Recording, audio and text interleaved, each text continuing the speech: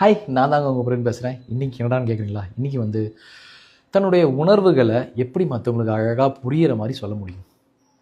ஒன்றும் கவிதையில் சொல்லலாம், இல்லைன்னா லெட்டர்ஸில் சொல்லலாம், இல்லைனா பாடல் வரிகளில் சொல்லலாம், கிஃப்ட்ஸ் மூலயமா சொல்லலாம்.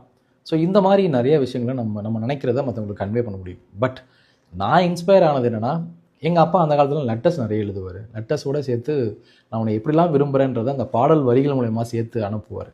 ஸோ அது எனக்கு ரொம்ப பிடிச்ச ஒரு விதமான ஒரு ப்ரொப்போசல்னு நான் சொல்லுவேன். இந்த காலத்தில் அப்படி இருக்கானேன்னு தெரில, பட் இது ரொம்ப அழகான way to connect someone who we love அப்படின்ற மாதிரி இருக்கும். ஸோ அந்த வகையில் இந்த இளையராஜா சாங் எனக்கு ரொம்ப ரொம்ப பிடிச்ச சாங். இதை விட அந்த பெண்மையை ரொம்ப அழகாக சொல்லி அவங்கள இம்ப்ரெஸ் பண்ண முடியுமான்னு எனக்கு தெரில. அந்த சாங் என்ன சாங்னு கேட்குறீங்களா?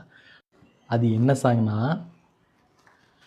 பெண் என்ற ஜாதியிலே ஆயிரத்தில் அவள் ஒருத்தி, பொன்வைரம் கொடுத்தாலும் போதாது சீசனத்தி, கல்யாண பந்தலிலே நான் அவளை நேர் நிறுத்தி, பூமாலை சூட்டிடுவேன் மாப்பிள்ளை நான் பட்டுடுத்தி, அன்றாடம் அலைந்து எங்கேயோ தேடி கண்டேனே எனக்கு தோதான ஜோடி, வந்தாச்சி காலோ நேரம் மலை இடத்தான், பாத கொலுசு பாட்டு பாடி வரும் பாடி வரும்.